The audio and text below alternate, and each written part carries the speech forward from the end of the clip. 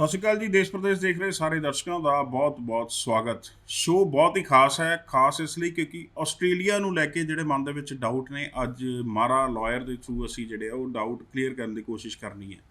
ਚਾਹੇ ਉਹ ਡਾਊਟਸ ਨੇ ਤੁਹਾਡੇ ਸਟੂਡੈਂਟ ਵੀਜ਼ਾ ਨੂੰ ਲੈ ਕੇ, ਚਾਹੇ ਉਹ ਡਾਊਟਸ ਨੇ ਤੁਹਾਡੇ ਡਿਪੈਂਡੈਂਟ ਨੂੰ ਲੈ ਕੇ, ਚਾਹੇ ਕੋਰਸ ਚੇਂਜ ਕਰਨ ਨੂੰ ਲੈ ਕੇ, ਜਾਂ ਕੁਛ ਇਨਵੈਸਟਰ ਨੇ ਜਿਹੜੇ ਇਨਵੈਸਟਮੈਂਟ ਦੇ ਤੌਰ ਤੇ ਜਿਵੇਂ ਕੈਨੇਡਾ ਜਾਂਦੇ ਆ ਉਵੇਂ ਸੇਮ ਆਸਟ੍ਰੇਲੀਆ ਵੀ ਜਾਣਾ ਚਾਹੁੰਦੇ ਨੇ। ਸੋ ਉਹਨਾਂ ਲਈ ਵੀ ਗੱਲਬਾਤ ਕਰਨੀ ਹੈ। ਨਾਲ ਅਸੀਂ ਜਿਹੜੇ ਕੁਛ ਸਕਿੱਲਸ ਨੇ ਜਿਨ੍ਹਾਂ ਦੀ ਡਿਮਾਂਡ ਹੈਗੀ ਆਸਟ੍ਰੇਲੀਆ ਦੇ ਵਿੱਚ, ਜਿਹੜੇ ਡਾਇਰੈਕਟਲੀ ਇੱਥੋਂ ਵਰਕ ਪਰਮਿਟ ਤੇ ਲੀਡਿੰਗ ਟੂ PR 'ਚ ਜਾ ਸਕਦੇ ਆ, ਉਹਨਾਂ ਦੀ ਆਪਸ਼ਨਸ ਵੀ ਗੱਲ ਕਰਾਂਗੇ। ਸੋ ਸਾਰਾ ਸ਼ੋਅ ਆਸਟ੍ਰੇਲੀਆ ਨੂੰ ਲੈ ਕੇ ਰਹੇਗਾ। ਫਿਊਚਰ ਵਿੰਗ ਵੱਲੋਂ ਖਾਸ ਕਰ ਉਪਰਾਲਾ, ਉਹਨਾਂ ਦੇ ਮਾਰਾ ਲਾਇਰ ਮੇਰੇ ਨਾਲ ਮੌਜੂਦ ਰਹਿਣਗੇ। ਪਹਿਲੇ ਤੁਹਾਨੂੰ ਮਿਲਾ ਦਿੰਦੇ ਆ। ਉਹਨਾਂ ਦੇ ਆਸਟ੍ਰੇਲੀਆ ਤੋਂ ਫਿਊਚਰ ਵਿੰਗ ਦੇ ਮਾਰਾ ਲਾਇਰ ਸੌਰਵ ਜੀ ਤੇ ਫਿਊਚਰ ਵਿੰਗ ਤੋਂ ਬਨੀ ਜੀ, ਦੋਨੋਂ ਮੇਰੇ ਨਾਲ ਮੌਜੂਦ ਨੇ। ਬਹੁਤ ਬਹੁਤ ਸਵਾਗਤ ਜੀ। ਸਤਿ ਸ਼੍ਰੀ ਅਕਾਲ ਸੌਰਵ ਜੀ, ਬਹੁਤ ਬਹੁਤ ਸਵਾਗਤ। ਹਾਂਜੀ ਸਰ, ਸਤਿ ਸ਼੍ਰੀ ਅਕਾਲ ਸਾਰੇ ਸਰੋਤਿਆਂ ਨੂੰ ਜਿਹੜਾ ਦੇਸ਼ ਪ੍ਰਦੇਸ਼ ਦੇ ਮਾਧਿਅਮ ਰਾਹੀਂ ਮੈਨੂੰ ਅੱਜ ਮਿਲ ਰਹੇ ਨੇ। ਖਾਸ ਧੰਨਵਾਦ ਮੇਰੇ ਵੱਡੇ ਭਰਾ ਅਮਨ ਜੀ ਦਾ, ਜਿਹੜੇ ਮੈਨੂੰ ਇੰਟਰੋਡਿਊਸ ਕਰ ਰਹੇ ਨੇ ਇਸ ਸ਼ੋਅ ਦੇ ਥਰੂ। ਸੋ ਆਪਾਂ ਬਹੁਤ ਸਾਰੀ ਵਧੇਰੀ ਜਾਣਕਾਰੀ ਲਵਾਂਗੇ ਇਸ ਸ਼ੋਅ ਦੇ ਥਰੂ। ਤੁਹਾਨੂੰ ਮੈਂ ਦੱਸਾਂਗਾ ਕਿਹੜੇ ਅਪਡੇਟਸ ਆ ਰਹੇ ਹੈ, ਕਿਵੇਂ ਦਾ ਮੌਸਮ, ਕਿਵੇਂ ਦਾ ਰੁਝਾਨ ਚੱਲ ਰਿਹਾ ਹੈ ਆਸਟ੍ਰੇਲੀਆ ਦੇ ਵਿੱਚ ਇਨ terms of investor visa, student visa, ਤੇ ਜਿਹੜੇ ਵੀ ਸਵਾਲ ਮੈਨੂੰ ਅਮਨ ਜੀ ਪੁੱਛਣਗੇ ਮੈਂ ਆਪਣੇ ਵੱਲੋਂ ਬੇਖੂਬੀ ਜਵਾਬ ਦੇਣ ਦੀ ਕੋਸ਼ਿਸ਼ ਕਰਾਂਗਾ। ਅੱਛਾ ਸੌਰਵ ਜੀ, ਤੁਸੀਂ ਬੈਠੇ ਹੋ ਉੱਥੇ, ਜਦੋਂ ਅੱਜ ਦੀ ਲਾਈਫ ਦੇਖਦੇ ਹੋ, ਸਟੂਡੈਂਟ ਤੁਹਾਨੂੰ ਔਨਸ਼ੋਰ ਵੀ ਬਹੁਤ ਮਿਲਦਾ। ਪਹਿਲੇ ਉੱਥੋਂ ਹੀ ਸ਼ੁਰੂ ਕਰ ਲੈਂਦੇ ਆ। ਜਦੋਂ ਇੱਥੋਂ ਬੱਚਾ ਚਲਾ ਗਿਆ, ਵੀਜ਼ਾ ਲੱਗ ਗਿਆ, ਬੱਚਾ ਪਹੁੰਚ ਗਿਆ, ਤੇ ਲੱਗਦਾ ਵੀ ਟੈਨਸ਼ਨ ਖਤਮ। ਬਟ ਜਦੋਂ ਉੱਥੇ ਜਾ ਕੇ ਬੱਚਾ ਪ੍ਰੋਬਲਮਸ ਫੇਸ ਕਰਦਾ, ਫਿਰ ਕਿਸੇ ਨਾ ਕਿਸੇ ਲਾਇਰ ਕੋਲ ਜਾਂਦਾ, ਫਿਰ ਕਹਿੰਦਾ ਨਹੀਂ ਜੀ ਹੁਣ ਕਾਲਜ ਚੇਂਜ ਕਰ ਦਿਓ, ਕੋਰਸ ਚੇਂਜ ਕਰ ਦਿਓ, ਮੇਰੇ ਤੋਂ ਪੜ੍ਹਿਆ ਨਹੀਂ ਜਾ ਰਿਹਾ, ਜਾਂ ਮੈਨੂੰ ਪ੍ਰੋਬਲਮਸ ਆਉਂਦੀਆਂ। ਕਿੱਦਾਂ ਦੀ ਪ੍ਰੋਬਲਮਸ ਆਉਂਦੀਆਂ?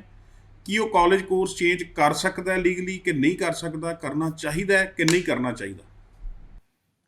ਅਮਰ ਜੀ, ਤੁਸੀਂ ਬਹੁਤ ਜ਼ਿਆਦਾ ਵਧੀਆ ਜਿਹੜਾ ਸਵਾਲ ਮੈਨੂੰ ਪੁੱਛਿਆ। ਇਹਦਾ ਕਾਫੀ 1 ਮਹੀਨੇ ਪਹਿਲਾਂ ਇਹਦਾ ਕਾਫੀ ਚਰਚਾ ਹੋ ਰਹੀ ਸੀ ਇਸ ਪਾਰਟਿਕੂਲਰ ਸਵਾਲ ਤੇ ਮੈਂ ਇਹਦਾ ਤੁਹਾਨੂੰ ਆਨਸਰ ਦਿੰਦਾ ਕਿ ਜਿਵੇਂ ਮੈਂ ਆਪ ਵੀ ਵੀਜ਼ੇ ਤੇ ਆਇਆ ਸੀ 2004 ਦੇ ਵਿੱਚ। ਮੈਂ ਆਪਣੀ ਪੜ੍ਹਾਈ ਪੂਰੀ ਕੀਤੀ ਕਿਉਂਕਿ ਉਸ ਟਾਈਮ ਤੇ ਨਾ ਪ੍ਰਾਈਵੇਟ ਕਾਲਜਿਸ ਸੀ, ਨਾ ਸਾਡੇ ਕੋਲ ਆਪਸ਼ਨ ਸੀ ਯੂਨੀਵਰਸਿਟੀ ਟੂ ਪ੍ਰਾਈਵੇਟ ਕਾਲਜ ਜਾਣ ਦੀ। ਤੇ ਜੇ ਸੀਗੀ ਵੀ, ਸਾਨੂੰ ਕਦੀ ਕਿਸੇ ਨੇ ਗਾਈਡ ਨਹੀਂ ਕੀਤਾ ਕਿ ਤੁਸੀਂ ਆਪਣੇ ਯੂਨੀਵਰਸਿਟੀ ਨੂੰ ਛੱਡ ਕੇ ਪ੍ਰਾਈਵੇਟ ਕਾਲਜ ਦੇ ਵਿੱਚ ਜਾ ਸਕਦੇ ਹੋ। ਹੁਣ ਤੁਸੀਂ ਦੇਖੋਗੇ ਰੁਝਾਨ ਕਾਫੀ ਪੰਜਾਬੀ ਭਾਈਚਾਰਾ ਵੱਧ ਗਿਆ ਆਸਟ੍ਰੇਲੀਆ ਦੇ ਵਿੱਚ, ਤੇ ਕਿਸੇ ਨਾ ਕਿਸੇ ਰਿਸ਼ਤੇਦਾਰ ਕੋ ਜਦ ਸਟੂਡੈਂਟ ਆਉਂਦਾ ਹੈ ਤੇ ਉਹਨੂੰ ਉੱਥੇ ਹੀ ਬ੍ਰੇਨ ਵਾਸ਼ ਕਰ ਦਿੱਤਾ ਜਾਂਦਾ ਹੈ ਕਿ ਤੂੰ ਯੂਨੀਵਰਸਿਟੀ ਨਾ ਪੜ੍ਹ, ਤੂੰ ਕਾਲਜ ਪੜ੍ਹ, ਤੂੰ ਤੇ ਕਮਾਉਣ ਆਇਆ, ਤੇਰਾ ਇੱਥੇ ਤੂੰ ਕਮਾ ਤੇ ਆਪਣੇ ਪੈਸੇ ਜੋੜ ਤਾਂ ਕਿ ਤੇਰੇ ਫਿਊਚਰ ਦੇ ਵਿੱਚ ਪਰਮਨੈਂਟ ਰੈਜ਼ੀਡੈਂਸੀ ਦੇ ਵਿੱਚ ਕੰਮ ਆ ਸਕਣ। ਪਰ ਇਹ ਸੱਚ ਨਹੀਂ ਹੈ। ਜੇ ਲੌਂਗ ਟਰਮ ਦੀ ਗੱਲ ਕਰਾਂ, ਮੈਂ ਕਿਸੇ ਯੂਨੀਵਰਸਿਟੀ ਨੂੰ ਐਡਵੋਕੇਟ ਨਹੀਂ ਕਰ ਰਿਹਾ ਇੱਥੇ, ਜਾਂ ਮੈਂ ਕਿਸੇ ਪ੍ਰਾਈਵੇਟ ਇੰਸਟੀਚਿਊਟ ਦੀ ਭੰਡੀ ਨਹੀਂ ਕਰ ਰਿਹਾ, ਪਰ ਮੈਂ ਇਹ ਗੱਲ ਤੁਹਾਨੂੰ ਕਹਿਣਾ ਚਾਹਾਂਗਾ ਕਿ ਜਿਹੜੇ ਇੱਥੇ ਪ੍ਰਾਈਵੇਟ ਇੰਸਟੀਚਿਊਟ ਵੀ ਨੇ, ਛੋਟੇ ਛੋਟੇ ਕਾਲਜ, ਆਰਟੀਓ ਵੀ ਨੇ, ਜੇ ਬੱਚਾ ਉੱਥੇ ਜਾ ਕੇ ਜੈਨੂਅਨਲੀ ਪੜ੍ਹੇ ਤੇ ਉਹ ਆਪਣੀ ਸਕਿੱਲਸ ਨੂੰ ਬਹੁਤ ਵਧਾ ਸਕਦਾ ਹੈ। ਉਹ ਸਕਿੱਲਸ ਨੂੰ ਯੂਟਿਲਾਈਜ਼ ਕਰਕੇ ਇੱਥੇ ਪੱਕਾ ਹੋ ਸਕਦਾ ਹੈ। ਉਹਨੂੰ ਕਿਸੇ ਨੂੰ ਪੈਸੇ ਦੇਣ ਦੀ ਲੋੜ ਨਹੀਂ ਹੈ, ਜਾਂ ਪਰਮਾਨੈਂਟ ਹੋਣ ਵਾਸਤੇ ਉਹਨੂੰ ਕਿਸੇ ਦੀ ਮਿੰਨਤ ਤਰਲੇ ਕਰਨ ਦੀ ਲੋੜ ਨਹੀਂ ਹੈ। ਸੋ ਸਭ ਤੋਂ ਪਹਿਲਾਂ ਜਿਹੜੇ ਬੱਚੇ ਪੰਜਾਬ ਤੇ ਹਰਿਆਣਾ ਤੋਂ ਆਉਂਦੇ ਆ, ਮੈਂ ਉਹਨਾਂ ਦੀ ਗੱਲ ਕਰਾਂਗਾ, ਕਿਉਂਕਿ ਹਰ ਸਟੇਟ ਦਾ ਡਿਫਰੈਂਟ ਰੁਝਾਨ ਹੈ। ਪੰਜਾਬ, ਗੁਜਰਾਤ ਤੋਂ ਜਿਹੜਾ ਬੱਚਾ ਆਸਟ੍ਰੇਲੀਆ ਆਉਂਦਾ ਹੈ, ਉਹਨੂੰ ਇੰਡੀਆ ਦੇ ਏਜੰਟ ਦੇ ਦੁਆਰਾ ਇਹ ਕਹਿ ਦਿੱਤਾ ਜਾਂਦਾ ਹੈ ਕਿ ਤੂੰ ਉੱਥੇ ਇੱਕ ਵਾਰੀ ਪਹੁੰਚ ਜਾ, ਤੇਰਾ ਉੱਥੇ ਕਾਲਜ ਚੇਂਜ ਹੋ ਜਾਏਗਾ। ਜਦ ਕਿ ਇਹ ਸੱਚਾਈ ਤੋਂ ਬਹੁਤ ਪਰਾ ਹੈ ਚੀਜ਼, ਕਿਉਂਕਿ ਜੇ ਤੁਸੀਂ ਕਾਲਜ ਚੇਂਜ ਕਰਦੇ ਹੋ, ਤੁਹਾਡੇ ਵੀਜ਼ੇ ਤੇ ਇੱਕ ਕੰਡੀਸ਼ਨ ਹੁੰਦੀ ਹੈ 8202 ਦੀ, ਤੇ ਨਾਲ ਕੰਡੀਸ਼ਨ ਹੁੰਦੀ ਹੈ 8516 ਦੀ, ਵਿਚ ਮੀਨਸ ਕਿ ਤੁਹਾਨੂੰ ਆਪਣੀ ਐਲੀਜੀਬਿਲਟੀ ਮੇਨਟੇਨ ਕਰਨੀ ਹੈ ਤੇ ਜਿਹੜੇ ਕੋਰਸ ਦੇ ਵਿੱਚ ਆਏ ਹੋ ਤੁਸੀਂ ਉਹ ਕੋਰਸ ਮੇਨਟੇਨ ਕਰਨਾ ਹੈ। ਮੈਂ ਤੁਹਾਨੂੰ ਐਗਜ਼ਾਮਪਲ ਦੇਣਾ ਚਾਹਾਂਗਾ ਕਿ ਜੇ ਤੁਸੀਂ ਮਾਸਟਰ ਕੋਰਸ ਦੇ ਵਿੱਚ ਆਏ ਹੋ, ਤੁਸੀਂ ਕੋਈ ਹੋਰ ਮਾਸਟਰ ਕੋਰਸ ਨੂੰ ਪੜ੍ਹ ਸਕਦੇ ਹੋ, ਪਰ ਜੇ ਤੁਸੀਂ ਮਾਸਟਰ ਕੋਰਸ ਦੇ ਵਿੱਚ ਆਏ ਹੋ, ਬਿਨਾਂ ਵੀਜ਼ਾ ਚੇਂਜ ਕੀਤੇ ਤੁਸੀਂ ਡਿਪਲੋਮਾ ਕੋਰਸ ਨਹੀਂ ਪੜ੍ਹ ਸਕਦੇ। ਜੇ ਹਾਇਰ ਐਜੂਕੇਸ਼ਨ ਦੇ ਵਿੱਚ ਹੋ ਤੇ ਹਾਇਰ ਐਜੂਕੇਸ਼ਨ 'ਚ ਹੀ ਸੇਮ ਚੇਂਜ ਕਰ ਸਕਦੇ ਹੋ। ਅਦਰਵਾਈਜ਼ ਜੇ ਤੁਸੀਂ ਕਹੋ ਵੀ ਹਾਇਰ ਛੱਡ ਕੇ ਫਿਰ ਮੈਂ ਛੋਟਾ ਜਾਂ ਘੱਟ ਕੋਰਸ ਲੈ ਲਾ, ਡਿਪਲੋਮਾ ਲੈ ਲਾ, ਉਹ ਨਹੀਂ ਹੋਏਗਾ। ਉਹਦੇ ਲਈ ਵੀਜ਼ਾ ਚੇਂਜ ਹੋਏਗਾ ਪ੍ਰੋਪਰ। ਅਮਨ ਭਾਜੀ, ਇੱਥੇ ਥੋੜਾ ਜਿਹਾ ਮੈਂ ਤੁਹਾਨੂੰ ਕਰੈਕਟ ਕਰਦਾ। ਇਹ ਚੀਜ਼ ਜਿਹੜੀ ਤੁਸੀਂ ਹੁਣੇ ਗੱਲ ਕਹੀ, ਇਹ ਅੱਜ ਤੋਂ 4 ਸਾਲ ਪਹਿਲਾਂ ਸੀ ਕਿ ਤੁਸੀਂ ਜੇ ਹਾਇਰ ਐਜੂਕੇਸ਼ਨ ਦੇ ਵਿੱਚੋਂ ਤੇ ਤੁਸੀਂ ਹਾਇਰ ਐਜੂਕੇਸ਼ਨ ਹੀ ਮੇਨਟੇਨ ਕਰਨੀ ਹੈ। ਜੇ ਤੁਸੀਂ ਵੋਕੇਸ਼ਨਲ ਐਜੂਕੇਸ਼ਨ ਦੇ ਵਿੱਚੋਂ ਤੇ ਤੁਸੀਂ ਵੋਕੇਸ਼ਨਲ ਐਜੂਕੇਸ਼ਨ ਹੀ ਮੇਨਟੇਨ ਕਰਨੀ ਹੈ। ਪਰ ਹੁਣ ਸਿਚੁਏਸ਼ਨ ਹੋਰ ਜ਼ਿਆਦਾ ਟਾਈਟ ਹੋ ਗਈ ਹੈ। ਜੇ ਤੁਸੀਂ ਮਾਸਟਰ ਕੋਰਸ ਦੇ ਵਿੱਚੋਂ, ਮਾਸਟਰ ਕੋਰਸ ਬਾਈ ਫਰੇਮਵਰਕ ਦੀ ਗੱਲ ਕਰ ਰਹੇ ਜਿਸ 'ਚ 70% ਬੱਚੇ ਆਉਂਦੇ ਆ, ਤੇ ਤੁਸੀਂ ਮਾਸਟਰ ਕੋਰਸ ਹੀ ਜਾ ਸਕਦੇ ਹੋ। ਜੇ ਤੁਸੀਂ ਬੈਚਲਰ ਦੇ ਵਿੱਚ ਜਾਣਾ ਹੈ ਤੇ ਤੁਹਾਨੂੰ ਇੱਕ ਨਵਾਂ ਵੀਜ਼ਾ ਅਪਲਾਈ ਕਰਨਾ ਪੈਣਾ ਹੈ, ਜਾਂ ਤੁਹਾਡਾ ਜਿਹੜਾ ਬੈਚਲਰ ਹੈ ਉਹ ਲੀਡਿੰਗ ਟੂ ਮਾਸਟਰ ਹੋਣਾ ਚਾਹੀਦਾ, ਯਾਨੀ ਕਿ ਤੁਹਾਨੂੰ ਦੋਨੋਂ ਸੀਓਈ ਹੋਲਡ ਕਰਨੀ ਜ਼ਰੂਰੀ ਹੈ। ਤੁਹਾਨੂੰ ਬੈਚਲਰ ਦੀ ਸੀਓਈ ਵੀ ਹੋਲਡ ਕਰਨੀ ਜ਼ਰੂਰੀ ਹੈ, ਤੁਹਾਨੂੰ ਮਾਸਟਰ ਦੀ ਸੀਓਈ ਹੋਲਡ ਕਰਨੀ ਜ਼ਰੂਰੀ ਹੈ। ਕਿਉਂਕਿ ਜਦ ਤੁਸੀਂ ਇਨੀਸ਼ੀਅਲੀ ਆਏ, ਤੁਸੀਂ ਜੈਨੂਅਨ ਟੈਂਪਰੇਰੀ ਐਂਟਰੈਂਟ ਦੇ ਵਿੱਚ ਕਿਹਾ ਕਿ ਮੈਂ ਤਾਂ ਇੱਥੇ ਆ ਕੇ ਮਾਸਟਰਸ ਪੜ੍ਹਨੀ ਹੈ, ਮੇਰਾ ਕੋਈ ਇੰਟੈਂਸ਼ਨਸ ਨਹੀਂ ਹੈ ਕਿਉਂਕਿ ਮੈਂ ਬੈਚਲਰ ਕੰਪਲੀਟ ਕੀਤੀ ਹੋਈ ਹੈ। ਪਰ ਹੁਣ ਤੁਸੀਂ ਕਹਿੰਦੇ ਨਹੀਂ, ਮੈਂ ਮਾਸਟਰ ਨਾ ਪੜ੍ਹ ਕੇ ਬੈਚਲਰ ਕਰਨਾ ਚਾਹੁੰਦਾ ਹੈ, ਤਾਂ ਤੁਸੀਂ ਡਾਊਨਗ੍ਰੇਡ ਹੋ ਗਏ। ਲੈਵਲ 9 ਮਾਸਟਰ ਲੈਵਲ 9 ਹੈ, ਲੈਵਲ 8 ਹੈ ਪੋਸਟ ਗ੍ਰੈਜੂਏਟ ਡਿਪਲੋਮਾ, ਲੈਵਲ 7 ਹੈ ਬੈਚਲਰ। ਸੋ ਤੁਸੀਂ ਲੈਵਲ 9 ਤੋਂ ਜਦ ਵੀ ਲੈਵਲ 7 ਤੇ ਜਾਣਾ ਆ, ਤੁਹਾਨੂੰ ਆਪਣੀ ਨਵੀਂ ਐਪਲੀਕੇਸ਼ਨ ਮੇਕ ਕਰਨੀ ਪੈਣੀ ਹੈ। ਜੇ ਤੁਸੀਂ ਆਪਣੀ ਨਵੀਂ ਐਪਲੀਕੇਸ਼ਨ ਨਹੀਂ ਮੇਕ ਕਰਦੇ ਹੋ ਤੇ ਤੁਸੀਂ ਆਪਣੀ ਵੀਜ਼ਾ ਕੰਡੀਸ਼ਨ ਦੀ ਬ੍ਰੀਚ ਦੇ ਵਿੱਚ ਹੋ। ਡਿਪਾਰਟਮੈਂਟ ਤੁਹਾਨੂੰ ਨੈਚੁਰਲ ਜਸਟਿਸ ਜਾਂ ਡਿਪਾਰਟਮੈਂਟ ਤੁਹਾਨੂੰ ਇੱਕ ਲੈਟਰ ਭੇਜੇਗਾ, ਇਨਵੀਟੇਸ਼ਨ ਟੂ ਕਮੈਂਟ, ਕਿ ਤੁਹਾਡਾ ਵੀਜ਼ਾ ਕਿਉਂ ਨਾ ਕੈਂਸਲ ਕੀਤਾ ਜਾਵੇ। ਫਿਰ ਤੁਹਾਨੂੰ ਐਕਸਪਲੇਨੇਸ਼ਨ ਦੇਣੀ ਹੈ। ਜੇ ਡਿਪਾਰਟਮੈਂਟ ਉਸ ਐਕਸਪਲੇਨੇਸ਼ਨ ਨਾਲ ਐਗਰੀ ਹੈ, ਤੁਹਾਡੇ ਕੋਲ ਸਪੋਰਟਿੰਗ ਡਾਕੂਮੈਂਟਸ ਹੈ ਆਪਣੀ ਪੂਰੀ ਦੀ ਪੂਰੀ ਚੀਜ਼ ਨੂੰ ਲੈ ਕੇ, ਤੇ ਡਿਪਾਰਟਮੈਂਟ ਤੁਹਾਡਾ ਵੀਜ਼ਾ ਕੈਂਸਲ ਨਹੀਂ ਕਰੇਗਾ। ਪਰ ਜੇ ਤੁਹਾਡੇ ਕੋਲ ਐਕਸਪਲੇਨੇਸ਼ਨ ਨਹੀਂ ਹੈ, ਤੁਹਾਡੇ ਜਿਹੜੇ ਐਵੀਡੈਂਸ ਹੈ ਉਹ ਸੈਟਿਸਫੈਕਟਰੀ ਨਹੀਂ ਹੈ, ਤੇ ਤੁਹਾਡਾ ਵੀਜ਼ਾ ਕੈਂਸਲ ਹੋ ਜਾਏਗਾ। ਸੋ ਜਦ ਵੀ ਵੀਜ਼ਾ ਕੈਂਸਲ ਹੁੰਦਾ ਹੈ, that means they are putting you on a life support.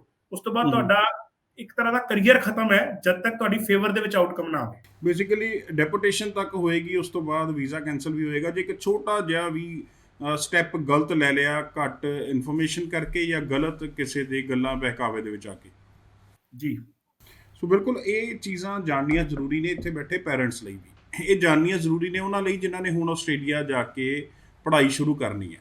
ਤੁਹਾਨੂੰ ਫਿਊਚਰ ਵਿੰਗ ਵੱਲੋਂ, ਸੌਰਵ ਜੀ ਵੱਲੋਂ ਕੋਈ ਗਾਈਡੈਂਸ ਚਾਹੀਦੀ ਹੈ, ਨੰਬਰ ਨੋਟ ਕਰ ਲਓ, ਕਾਲ ਕਰਕੇ ਆਪਣਾ ਰਾਬਤਾ ਕਾਇਮ ਕਰ ਲਿਓ। ਚਾਹੇ ਤੁਹਾਡੇ ਬੱਚੇ ਉੱਥੇ ਪੜ੍ਹ ਰਹੇ ਨੇ, ਉਹ ਕੋਈ ਇਹੋ ਜਿਹੀ ਸੇਮ ਪ੍ਰੋਬਲਮ ਫੇਸ ਕਰ ਰਹੇ ਆ, ਉਹਦੇ ਰਿਗਾਰਡਿੰਗ ਵੀ ਤੁਸੀਂ ਫਿਊਚਰ ਵਿੰਗ ਤੱਕ ਆਪਣਾ ਰਾਬਤਾ ਕਾਇਮ ਕਰ ਸਕਦੇ ਹੋ।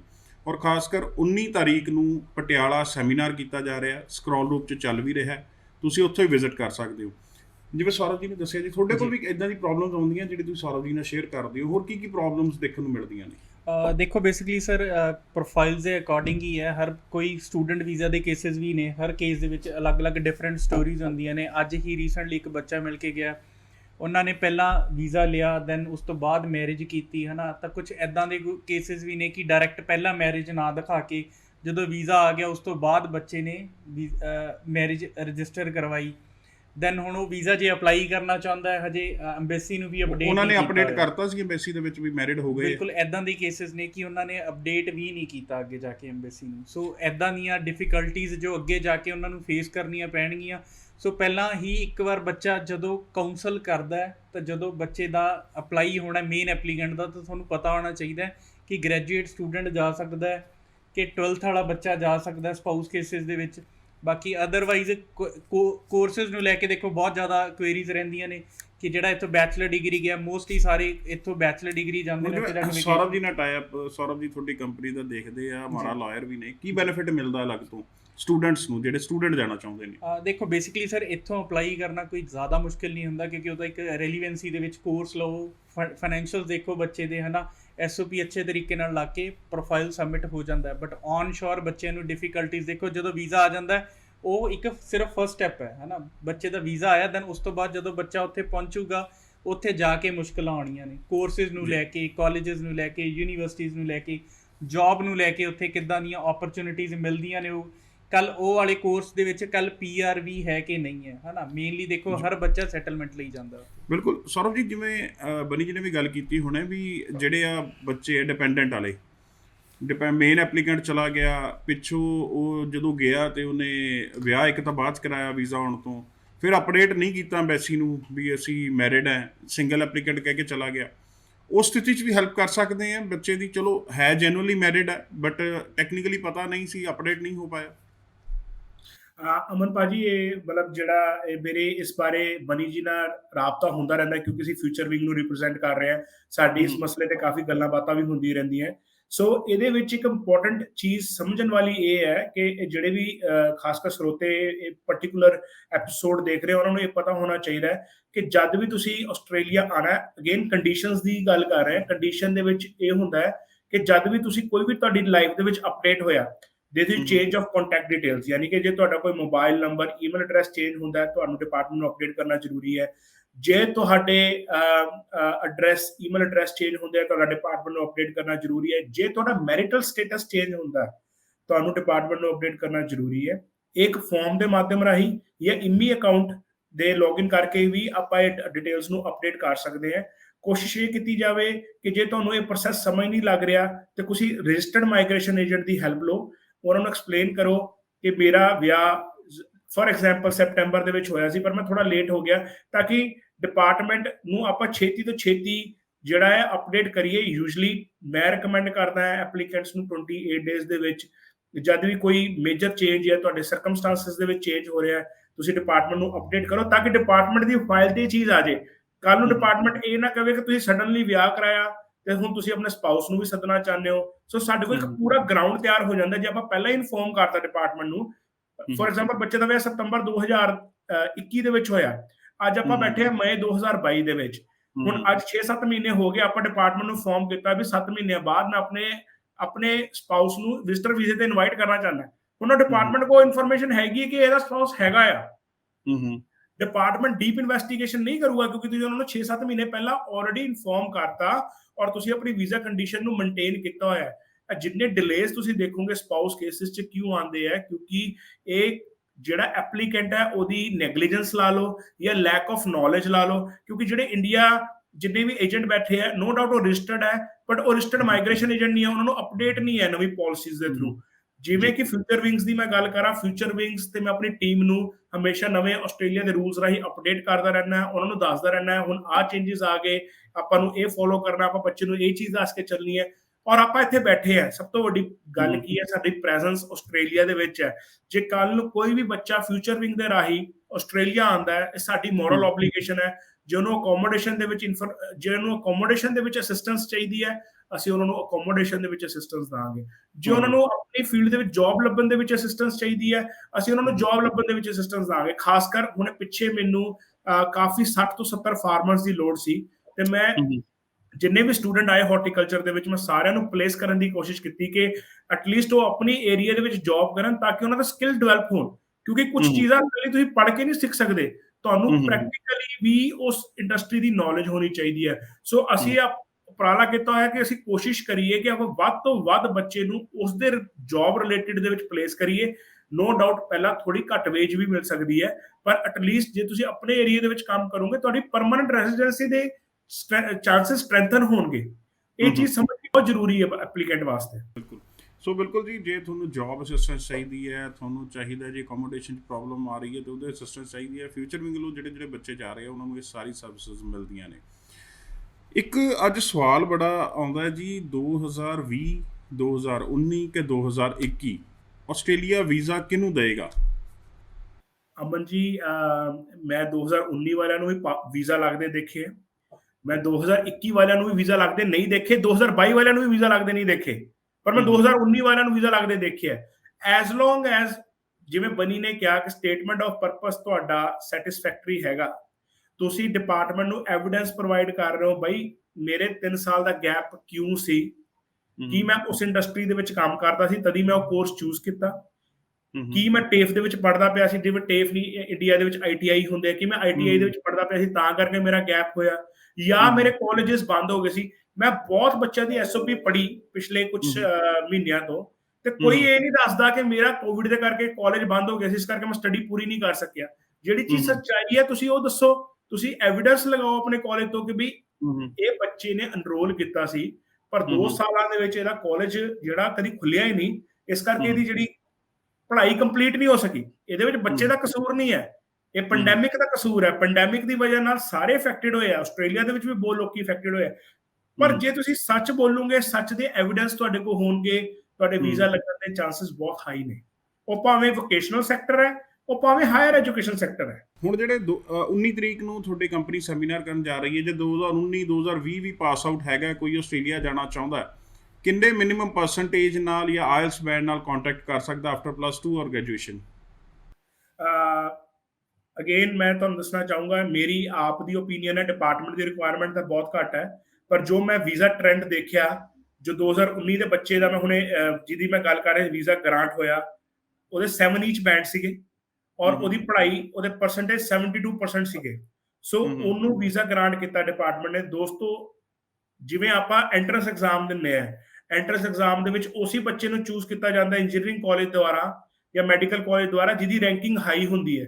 ਸੋ ਸਾਡੀ as a company the policy ਹੈ ਕਿ ਜਿਹੜੇ ਬੱਚੇ ਦੇ ਓਵਰਆਲ 6.5 ਜਾਂ 6 ਨੇ with no less than 5.5 in any module ਉਹਨੂੰ ਆਪਾਂ ਐਕਸੈਪਟ ਕਰਾਂਗੇ ਪਲੱਸ ਜੇ ਉਹਦੇ 60% ਤੋਂ ਬਿਲੋ ਹੈ ਅਸੀਂ ਉਹਦੀ ਫਾਈਲ ਨਹੀਂ ਲਾਂਗੇ ਕਿਉਂਕਿ ਉਹਦੇ ਫਾਈਲ ਦੇ ਰਿਫਿਊਜ਼ਲ ਦੇ ਚਾਂਸਸ ਬਹੁਤ ਹਾਈ ਹੈ ਔਰ ਜਿਹੜਾ ਪੋਸਟ ਗ੍ਰੈਜੂਏਸ਼ਨ ਵਾਸਤੇ ਆਉਣਾ ਚਾਹੁੰਦਾ ਜਿਹੜਾ ਮਾਸਟਰ ਪ੍ਰੋਗਰਾਮ ਵਾਸਤੇ ਆਉਣਾ ਚਾਹੁੰਦਾ ਉਹਦੀ ਰਿਕੁਆਇਰਮੈਂਟ ਆ overall 6.5 with no less than 6 ਔਰ 65% in bachelor's ਜਿਹੜਾ ਇਹ ਇਨਫੋਰਮੇਸ਼ਨ ਹੈ ਜੀ ਇਸ ਸੰਬੰਧੀ ਤੁਸੀਂ ਕੋਈ ਜਾਣਕਾਰੀ ਚਾਹੁੰਦੇ ਹੋ ਫਿਊਚਰ ਵਿੰਗ ਤੱਕ ਰਾਬਤਾ ਕਾਇਮ ਕਰ ਸਕਦੇ ਹੋ ਜੇ ਤੁਸੀਂ ਮਿਲਣਾ ਚਾਹੁੰਦੇ ਹੋ ਸੌਰਵ ਜੀ ਨੂੰ ਸਕਾਈਪ ਦੇ ਥਰੂ ਤਾਂ ਵੀ ਤੁਸੀਂ ਵਿਜ਼ਿਟ ਕਰ ਸਕਦੇ ਹੋ ਇੱਕ ਟਾਈਮ ਲੈ ਕੇ ਦੇ ਦਿੱਤਾ ਜਾਏਗਾ ਤੁਹਾਡੀ ਸਕਾਈਪ 'ਤੇ ਗੱਲ ਵੀ ਕਰਾ ਦਿੱਤੀ ਜਾਏਗੀ ਤੁਸੀਂ ਡਾਊਟ ਕਨਫਿਊਜ਼ਨ ਕਲੀਅਰ ਕਰ ਸਕਦੇ ਹੋ ਇਹ 'ਚ ਮੈਂ ਇੰਟਰੋਡਕਸ਼ਨ 'ਚ ਇੱਕ ਗੱਲ ਕੀਤੀ ਸੀ ਅੱਜ ਬੜਾ ਜਿਹੜਾ ਪੋਪੂਲਰ ਹੋ ਰਿਹਾ ਵੀਜ਼ਾ ਜਿਵੇਂ ਸੇਮ ਐਜ਼ ਆ ਕੈਨੇਡਾ ਸੀਗਾ ਵੀ ਇਨਵੈਸਟਰ ਵੀਜ਼ਾ ਜਿਵੇਂ ਕੈਨੇਡਾ ਚੱਲਦਾ ਸੀ ਆਸਟ੍ਰੇਲੀਆ ਵੀ ਇਨਵੈਸਟਮੈਂਟ ਦੇ ਤੌਰ ਤੇ ਜਾ ਸਕਦੇ ਨੇ ਲੋਕ PR ਲੈ ਸਕਦੇ ਨੇ ਸਰ ਕੀ ਹੈ ਉਹ ਕੀ ਦੱਸਣਾ ਚਾਹੁੰਦੇ ਹੋ ਕਿਹੜਾ ਐਲੀਜੀਬਲ ਹੁੰਦਾ ਉਹਦੇ ਲਈ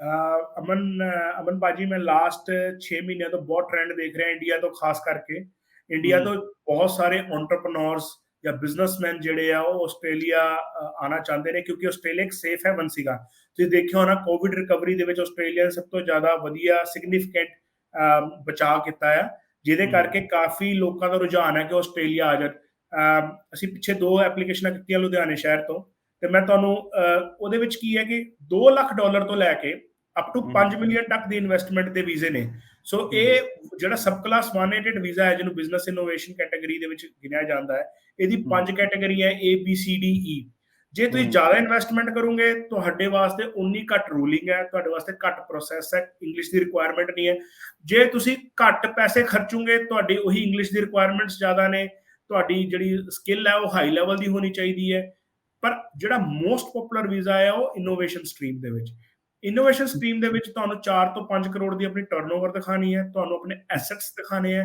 ਕਿ ਤੁਹਾਡੇ ਕੋਲ 5 ਕਰੋੜ ਦੇ ਐਸੈਟਸ ਨੇ ਤੇ ਤੁਸੀਂ ਤੁਹਾਨੂੰ ਆਸਟ੍ਰੇਲੀਆ ਦਾ 4 ਸਾਲ ਦਾ ਬੇਸਿਕਲੀ ਪ੍ਰੋਵੀਜ਼ਨਲ ਪਰਮਾਨੈਂਟ ਵੀਜ਼ਾ ਮਿਲ ਜਾਂਦਾ ਹੈ ਉਸ ਪ੍ਰੋਵੀਜ਼ਨਲ ਪਰਮਾਨੈਂਟ ਵੀਜ਼ੇ ਦੇ ਵਿੱਚ ਤੁਸੀਂ ਆਸਟ੍ਰੇਲੀਆ ਆਣਾ ਹੈ ਰეკਮੈਂਡਡ ਇਨਵੈਸਟਮੈਂਟ ਕਰਨੀ ਜਿਹਦੇ ਵਿੱਚ ਤੁਸੀਂ ਆਪਣਾ ਆਪ ਦਾ ਘਰ ਵੀ ਖਰੀਦ ਸਕਦੇ ਹੋ ਜੇ ਤੁਸੀਂ ਆਪ ਦਾ ਘਰ ਹੋਣੇ ਤੇ 7-8 ਲੱਖ ਦਾ ਆਮ ਘਰ ਆਉਂਦਾ ਆ ਤੁਸੀਂ 7-8 ਲੱਖ ਦਾ ਘਰ ਖਰੀਦ ਲਓ 2.5-3 ਲੱਖ ਤੁਸੀਂ ਇੱਕ ਬਿਜ਼ਨਸ ਤੇ ਲਾ ਦਿਓ ਤੇ ਤੁਹਾਡੀ ਰਿਕੁਆਇਰਮੈਂਟ ਪੂਰੀ ਹੁੰਦੀ ਹੈ ਜਦ ਤੁਹਾਡੀ ਰਿਕੁਆਇਰਮੈਂਟ ਪੂਰੀ ਹੋਏਗੀ 2 ਸਾਲ 2 ਫਿਸਕਲ ਈਅਰ ਜਿਹੜੇ ਹੁੰਦੇ ਆ ਉਹਦੇ ਵਿੱਚ ਆਪਾਂ ਡਿਪਾਰਟਮੈਂਟ ਨੂੰ ਸਬਮਿਸ਼ਨ ਦਾਂਗੇ ਕਿ ਇਹਨਾਂ ਨੇ ਆਹ ਬਿਜ਼ਨਸ ਖੋਲਿਆ ਇਹ ਆਸਟ੍ਰੇਲੀਅਨ EMPLOYEES ਨੂੰ ਜੌਬਸ ਦਿੱਤੀਆਂ ਇੰਨੀਆਂ ਚੀਜ਼ਾਂ ਆਸਟ੍ਰੇਲੀਆ ਵਾਸਤੇ ਕੀਤੀਆਂ ਔਨ ਦੈਟ ਬੇਸਿਸ ਜਿਹੜਾ ਆਸਟ੍ਰੇਲੀਆ ਉਹਨਾਂ ਨੂੰ ਜਿਹੜੀ ਉਹਨਾਂ ਦੀ ਕੰਡੀਸ਼ਨ ਲੱਗੀ ਹੁੰਦੀ ਆ ਉਹ 188 ਤੋਂ ਚੇਂਜ ਕਰਕੇ ਪਰਮਾਨੈਂਟ ਰੈਜ਼ੀਡੈਂਸੀ ਦੀ ਕਰ ਦਿੰਦਾ ਸੋ ਇਨਵੈਸਟਮੈਂਟ ਤੌਰ ਤੇ ਜੇ ਕੋਈ ਜਾਣਾ ਚਾਹੁੰਦਾ ਜੀ ਨੰਬਰ ਨੋਟ ਕਰ ਲਓ ਫਿਊਚਰ ਵਿੰਗ ਤੇ ਤੁਸੀਂ ਇਹਨਾਂ ਤੱਕ ਰਾਬਤਾ ਕਾਇਮ ਕਰ ਸਕਦੇ ਹੋ ਕੁਝ ਸਕਿਲਡ ਵੀ ਸੀਗੇ ਸਰ ਆਪਾਂ ਆਫ ਦੀ ਰਿਕਾਰਡ ਗੱਲ ਕਰ ਰਹੇ ਸੀ ਜਿਹੜੇ ਡਿਮਾਂਡ ਲਿਸਟ ਦੇ ਵਿੱਚ ਨੇ ਫਾਰਮਰ ਕਾਫੀ ਚਾਹੀਦੇ ਨੇ ਮਕੈਨਿਕਸ ਜਾਂ ਗੱਲ ਕਰ ਲਈ ਡੀਜ਼ਲ ਮਕੈਨਿਕ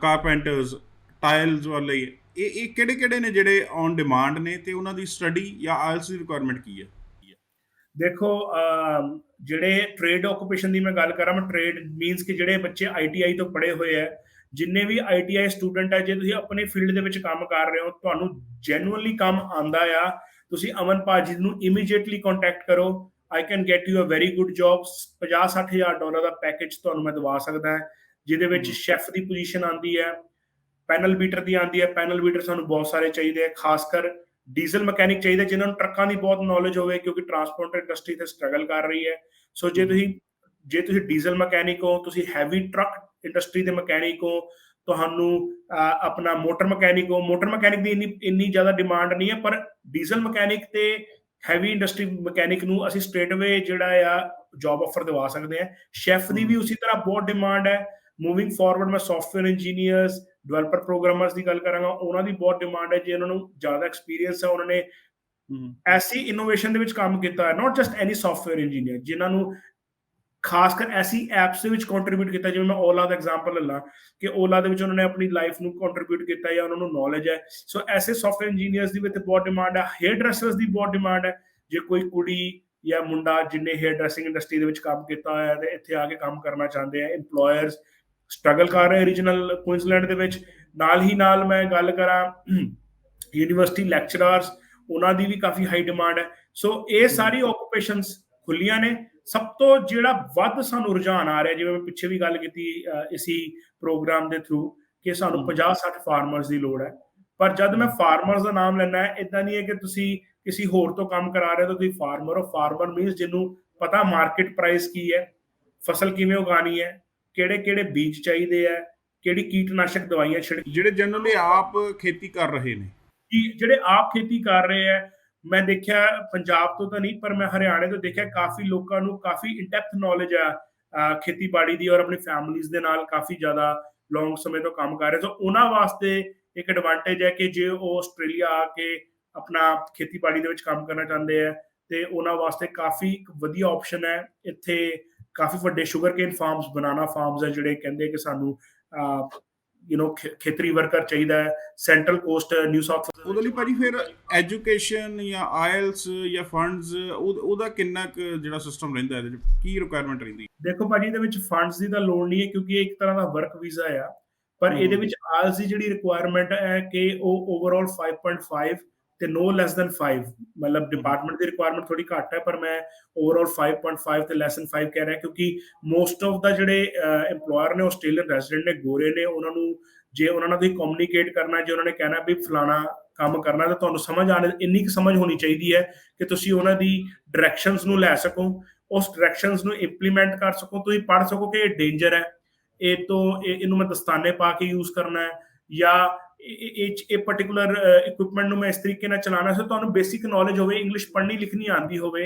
ਮੈਂ ਇਹ ਨਹੀਂ ਕਹਿੰਦਾ ਫਲੂਐਂਟਲੀ, ਬਟ ਤੁਸੀਂ ਸਮਝ ਸਕੋ ਜਦ ਤੁਹਾਨੂੰ ਰਿਕੁਆਇਰਮੈਂਟ ਹੋਵੇ। ਤੇ ਐਜੂਕੇਸ਼ਨ ਮਿਨੀਮਮ ਸਾਡੀ ਪ੍ਰੈਫਰੈਂਸ ਹੈ ਕਿ ਬੈਚਲਰ ਹੋਵੇ। ਐਜ਼ ਸੱਚ ਕੋਈ ਰਿਕੁਆਇਰਮੈਂਟ ਨਹੀਂ ਹੈ ਕਿ ਤੁਹਾਡੇ ਕੋਲ ਕੋਈ ਵੀ ਡਿਗਰੀ ਹੋਵੇ, ਪਰ ਜੇ ਤੁਹਾਡੇ ਕੋਲ ਡਿਗਰੀ ਨਹੀਂ ਹੈ ਤਾਂ ਤੁਹਾਡੇ ਕੋਲ ਮਿਨੀਮਮ 5 ਸਾਲ ਦਾ ਐਕਸਪੀਰੀਅੰਸ ਚਾਹੀਦਾ। ਪਰ ਜੇ ਤੁਹਾਡੇ ਕੋਲ ਡਿਗਰੀ ਹੈ ਤਾਂ ਤੁਹਾਨੂੰ ਕੋਲ ਮਿਨੀਮਮ 3 ਸਾਲ ਦਾ ਐਕਸਪੀਰੀਅੰਸ ਚਾਹੀਦਾ, ਤੇ ਉਹਦੇ ਨਾਲ ਜੇ ਤੁਹਾਡੇ ਕੋਲ ਡਿਪਲੋਮਾ ਹੈਗਾ ਐਗਰੀਕਲਚਰ ਦੇ ਵਿੱਚ ਤਾਂ ਹੋਰ ਵੀ ਬੈਨੀਫੀਸ਼ੀਅਲ। ਏਜ ਨੂੰ ਲੈ ਕੇ ਭਾਜੀ, ਏਜ ਲੈਸ ਦੈਨ 45 ਹੋਣੀ ਚਾਹੀਦੀ ਹੈ। 21 ਸਾਲ ਤੋਂ ਲੈ ਕੇ 45 ਸਾਲ ਤੱਕ ਕੋਈ ਵੀ ਬੰਦਾ ਇਸ ਵਿੱਚ ਅਪਲਾਈ ਕਰ ਸਕਦਾ ਹੈ। ਸੋ ਕੋਈ ਵੀ ਮਨ ਦੇ ਵਿੱਚ ਸਵਾਲ ਆਉਂਦਾ ਜੀ, ਸਾਂਝਾ ਕਰ ਸਕਦੇ ਹੋ। ਫਿਊਚਰ ਵਿੰਗ ਦੇ ਨੰਬਰ ਚੱਲ ਰਹੇ ਨੇ, ਬਨੀ ਜੀ ਨੂੰ ਮਿਲ ਕੇ ਉਹ ਤੁਹਾਡੀ ਅਪਾਇੰਟਮੈਂਟ ਜੇ ਕਰਨੀ ਹੈ ਤਾਂ ਸਕਾਈਪ ਤੇ ਬੁੱਕ ਕਰਾ ਦੇਣਗੇ। ਤੁਸੀਂ ਗੱਲ ਕਰ ਸਕਦੇ ਹੋ ਸੌਰਵ ਜੀ ਨਾਲ ਵੀ। 19 ਤਰੀਕ ਨੂੰ ਸੈਮੀਨਾਰ ਹੈ, ਉਹ 'ਚ ਵਿਜ਼ਿਟ ਕਰ ਸਕਦੇ ਹੋ। ਬਨੀ ਜੀ ਕੀ ਕਹਿਣਾ ਖਾਸ ਸੈਮੀਨਾਰ ਨੂੰ ਲੈ ਕੇ?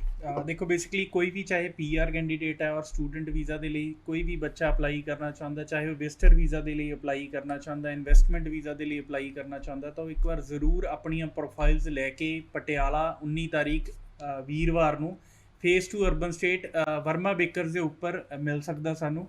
ਜੇ ਸੌਰਵ ਜੀ ਨਾਲ ਕਿਸੇ ਨੇ ਅਪਾਇੰਟਮੈਂਟ ਵੀ ਫਿਕਸ ਕਰਵਾਉਣੀ ਹੈ ਥਰੂ ਸਕਾਈਪ, ਤਾਂ ਉਹ ਬੱਚੇ ਵੀ ਜੇ ਕੋਈ ਇੰਟਰਸਟਿਡ ਹੈ ਤਾਂ ਉਹ ਸਾਨੂੰ ਪਹਿਲਾਂ ਇੱਕ ਵਾਰ ਟੈਲੀਫੋਨਿਕਲੀ ਦੱਸ ਸਕਦੇ ਨੇ, ਅਸੀਂ ਉਹਨਾਂ ਦੀ ਅਪਾਇੰਟਮੈਂਟ ਫਿਕਸ ਕਰ ਦਾਂਗੇ। ਬਾਕੀ ਸਟੂਡੈਂਟ ਵੀਜ਼ਾ ਦੀ ਪ੍ਰੋਫਾਈਲਸ ਨੂੰ ਲੈ ਕੇ ਰੀਪ੍ਰੈਜ਼ੈਂਟੇਟਿਵ ਆ ਰਹੇ ਨੇ, ਚਾਹੇ ਉਹ ਆਸਟ੍ਰੇਲੀਆ ਹੋਵੇ, ਕੈਨੇਡਾ ਹੋਵੇ, ਤਾਂ ਆਪਣੀਆਂ ਪ੍ਰੋਫਾਈਲ ਜੇ ਕੰਪਲੀਟ ਅਸੈਸ ਕਰਵਾਉਣੀਆਂ ਨੇ, ਕਿੱਦਾਂ ਦੇ ਫਾਈਨੈਂਸ਼ੀਅਲਸ ਚਾਹੀਦੇ ਨੇ, ਕਿੱਦਾਂ ਦੀ SOP ਬਣਨੀ ਚਾਹੀਦੀ ਹੈ, ਕੋਰਸ ਕਿੱਦਾਂ ਦਾ ਹੋਣਾ ਚਾਹੀਦਾ ਹੈ ਨਾ। ਸੈਪਟੈਂਬਰ ਇਨਟੇਕ ਜੇ ਕੋਈ ਬੱਚਾ ਇੰਟਰਸਟਿਡ ਹੈ ਤਾਂ ਉੱਥੇ ਸੀਟਸ ਅਵੇਲੇਬਲ ਹੋਣਗੀਆਂ। ਸੋ ਜਿਨ੍ਹਾਂ ਦੀਆਂ ਪ੍ਰੋਫਾਈਲਸ ਵੀ ਚਾਹੇ ਉਹ ਸਟੂਡੈਂਟ ਨੂੰ ਲੈ ਕੇ ਨੇ, PR ਵਿਜ਼ਟਰ, ਤਾਂ ਉਹ ਸਾਰੇ ਬੱਚੇ ਸਾਨੂੰ ਵਿਜ਼ਿਟ ਕਰ ਸਕਦੇ ਨੇ 19th ਨੂੰ ਜੀ। ਸੋ ਡੇਟਸ ਨੋਟ ਕਰ ਲਿਓ ਜੀ। ਫਿਰ ਵੀ ਸੌਰਵ ਜੀ ਨੂੰ ਅਗਲੇ ਹਫਤੇ ਫਿਰ ਸੱਦਾ ਜ਼ਰੂਰ ਦੇਵਾਂਗੇ ਸ਼ੋਅ ਦੇ ਵਿੱਚ। ਤੁਸੀਂ ਆਪਣੇ ਸਵਾਲ ਵੀ ਭੇਜ ਦਿਓ ਬਨੀ ਜੀ ਤੱਕ, ਅਸੀਂ ਜ਼ਰੂਰ ਸਾਂਝੇ ਕਰਾਂਗੇ। ਜੇ ਮਿਲਣਾ ਚਾਹੁੰਦੇ ਹੋ ਸੌਰਵ ਜੀ ਨੂੰ ਸਕਾਈਪ ਥਰੂ, ਤਾਂ ਅਪਾਇੰਟਮੈਂਟ ਲੈ ਕੇ ਮਿਲ ਵੀ ਸਕਦੇ ਹੋ। ਸ਼ੋਅ ਦਾ ਸਮਾਂ ਨਹੀਂ ਅਲਾਉ ਕਰ ਰਿਹਾ, ਬਟ ਸੌਰਵ ਜੀ ਇੰਨੀ ਵਧੀਆ ਗੱਲਾਂ ਕਰਨੀ ਔਰ ਖਾਸ ਕਰ ਟਾਈਮ ਕੱਢ ਕੇ ਆਸਟ੍ਰੇਲੀਆ ਤੋਂ ਜੁੜਨ ਲਈ ਤੁਹਾਡਾ ਬਹੁਤ ਬਹੁਤ ਧੰਨਵਾਦ। ਸੌਰੀ ਮੈਂ ਤੁਹਾਡਾ ਥੋੜਾ ਸਮਾਂ ਲੈ ਰਿਹਾ, ਪਰ ਜਾਣ ਲੱਗੇ 2 ਮਿੰਟ ਦੀ ਗੱਲ ਕਹਿ ਕੇ ਜਾਵਾਂਗਾ, ਕਿਉਂਕਿ ਮੈਨੂੰ ਪਤਾ ਹੈ ਵੀਜ਼ਾ ਕੈਂਸਲੇਸ਼ਨ ਇੱਕ ਬਹੁਤ ਸਿਗਨੀਫੀਕੈਂਟ ਚੀਜ਼ ਹੈ। ਜੇ ਕੋਈ ਵੀ ਭੈਣ ਭਰਾ ਜਿਨ੍ਹਾਂ ਨੇ ਆਪਣੇ ਬੱਚੇ ਨੂੰ ਆਸਟ੍ਰੇਲੀਆ ਭੇਜਿਆ, ਭਾਵੇਂ ਫਿਊਚਰ ਵਿੰਗ ਦੇ ਮਾਧਿਅਮ ਰਾਹੀਂ ਭੇਜਿਆ ਜਾਂ ਕਿਸੇ ਹੋਰ ਏਜੰਸੀ ਰਾਹੀਂ ਭੇਜਿਆ, ਅਸੀਂ ਓਪਨ ਹੈ, ਫਿਊਚਰ ਵਿੰਗ ਓਪਨ ਹੈ। ਉਹਨਾਂ ਦੀ ਫਾਈਲ ਜੇ ਉਹ ਔਨਸ਼ੋਰ ਹੈ, ਉਹਨਾਂ ਨੇ ਸਟੂਡੈਂਟ ਵੀਜ਼ਾ ਆਪਣੇ ਕੋਰਸਿਸ ਚੇਂਜ ਕਰਨੇ ਹੈ, ਉਹ ਸਾਨੂੰ ਪਲੀਜ਼ ਇੱਕ ਵਾਰੀ ਕੰਸਲਟ ਕਰ ਲੈਣ। ਕੋਈ ਫੀਸ ਨਹੀਂ ਹੈ ਉਹਦੀ, ਕਿਉਂਕਿ ਫਿਊਚਰ ਵਿੰਗ ਨੇ ਉਪਰਾਲਾ ਕੀਤਾ ਕਿ ਅਸੀਂ ਜਿੰਨੀ ਵੱਧ ਤੋਂ ਵੱਧ ਹੋ ਸਕੇ ਹੈਲਪ ਕਰਾਂਗੇ ਸਟੂਡੈਂਟ ਦੀ, ਉਹਨਾਂ ਨੂੰ ਸਹੀ ਰਸਤੇ ਪਾਉਣ ਵਾਸਤੇ। ਸੋ ਜੇ ਤੁਹਾਨੂੰ ਕੋਈ ਵੀ ਦਿੱਕਤ ਹੈ, ਕੋਈ ਵੀ ਮੁਸ਼ਕਲਾਤ ਹੈ, ਤੁਹਾਡਾ ਬੱਚਾ ਉਹ ਪਾਰਟਿਕੂਲਰ ਕੋਰਸ ਨਹੀਂ ਪੜ੍ਹ ਪਾ ਰਿਹਾ, ਸਾਡੇ ਨਾਲ ਇੱਕ ਵਾਰੀ ਕੰਸਲਟ ਕਰਨ। ਸਾਡੇ ਕੋਲ ਟੀਮ ਆਫ ਐਜੂਕੇਸ਼ਨ ਏਜੰਟਸ ਤੇ ਮਾਈਗ੍ਰੇਸ਼ਨ ਏਜੰਟਸ ਹੈ, ਜਿਹੜਾ ਉਹਨਾਂ ਨੂੰ ਸਹੀ ਗਾਈਡ ਕਰਨ ਦੀ ਕੋਸ਼ਿਸ਼ ਕਰਨਗੇ ਤੇ ਉਹਨਾਂ ਨੂੰ ਸਹੀ ਰਾਹ ਤੇ ਪਾਉਣ ਦੀ ਕੋਸ਼ਿਸ਼ ਕਰਨਗੇ। ਬਹੁਤ ਵਧੀਆ ਉਪਰਾਲਾ ਭਾਜੀ, ਐਪਰੀਸ਼ੀਏਟ ਕਰਦੇ ਹਾਂ ਸ਼ੋਅ ਦੀ ਟੀਮ ਵੱਲੋਂ ਵੀ ਇਹਨੂੰ। ਤੇ ਥੈਂਕ ਯੂ ਵੈਰੀ ਮਚ ਭਾਜੀ ਸ਼ੋਅ ਦੇ ਵਿੱਚ ਜੁੜਨ ਲਈ। ਧੰਨਵਾਦ ਤੁਹਾਡਾ ਬਲੀ। Thank you. ਸੋ ਧੰਨਵਾਦ ਸਾਰੀ ਟੈਕਨੀਕਲ ਟੀਮ ਦਾ। ਸ਼ੋਅ ਨੂੰ ਇੱਥੇ ਖਤਮ ਕਰਦੇ ਹਾਂ ਜੀ, ਦਿਓ ਇਜਾਜ਼ਤ। ਸਤਿ ਸ਼੍ਰੀ ਅਕਾਲ।